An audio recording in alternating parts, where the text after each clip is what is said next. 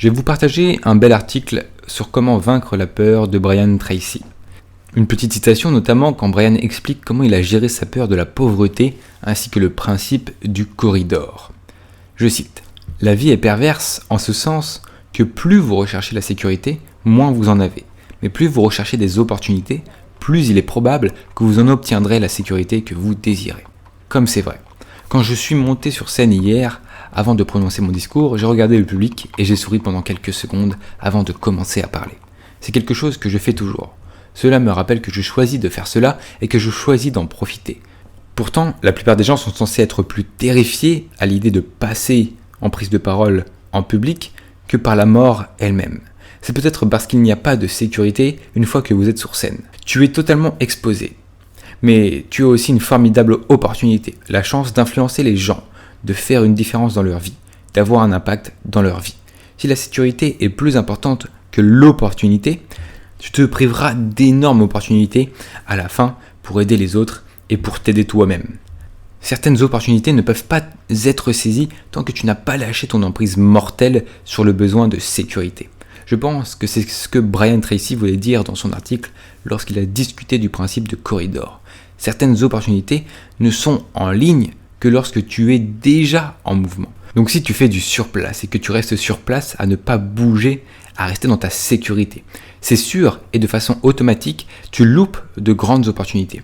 Même tu ne les verras même pas. Par exemple, si tu as un travail bof, qui est bof, si tu as une relation bof, qui est sans issue, qui est sans agrandissement personnel mutuel ou pas, tu ne peux pas voir les autres opportunités qui se cachent si tu avais le courage de casser cette relation, de te libérer de ce travail. Ok ?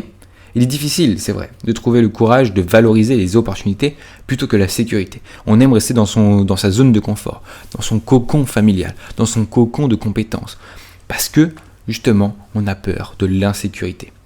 Mais ça vaut le coup. Alors, respecte le fait de devenir quelqu'un qui doit s'accomplir, qui doit aller vers plus. Et pour ça, il faut que tu changes ton état d'esprit sur les opportunités versus la sécurité. Il faut aller chercher les opportunités au lieu de la sécurité. C'est le message que je voulais t'envoyer dans cette vidéo. Les opportunités versus la sécurité. Et aller chercher les opportunités. Aller sortir de sa zone de confort. Et c'est ça le plus intéressant dans une vie. C'est comme ça que tu vas le plus t'amuser, que tu vas avoir le plus d'opportunités. Et que, en fait, ta condition va changer. Et tes objectifs vont être incarnés. Merci de m'avoir suivi dans cette vidéo. Si tu es passionné de développement personnel comme moi, et j'en suis très heureux, il faut t'abonner à cette chaîne parce que c'est la place où il faut être. C'est la chaîne où il faut être si tu es passionné de développement personnel. Je suis très heureux que tu m'aies entendu là-dessus. J'espère que tu vas pouvoir partager un petit peu cette vidéo. Et si tu ne peux pas la partager, juste mettre un pouce bleu, ça va m'aider dans le référencement YouTube à ce que plus de gens voient cette vidéo. C'est très important, ça m'aide énormément. Toi, personnellement, j'aimerais aussi t'aider et te guider vers des choses encore plus intéressantes qui t'apportent énormément de résultats dans ton développement personnel. Pour cela, je t'invite à jeter un coup d'œil à mes formations approfondies.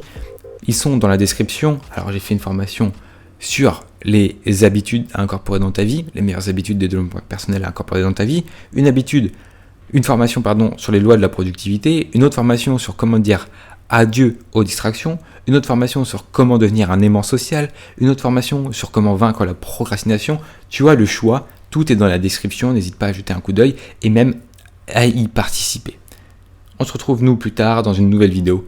À très prochainement, c'était Victor Brook.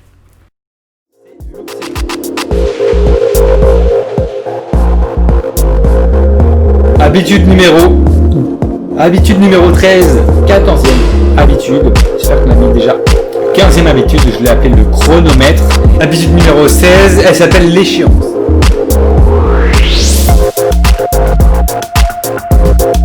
En parlant de bonnes paroles dans la dernière habitude, là l'habitude 17, c'est l'habitude qui s'appelle la promesse. Habitude numéro 18, c'est la ponctualité, tout simplement, la ponctualité. Habitude numéro 19, elle est très intéressante, elle s'intitule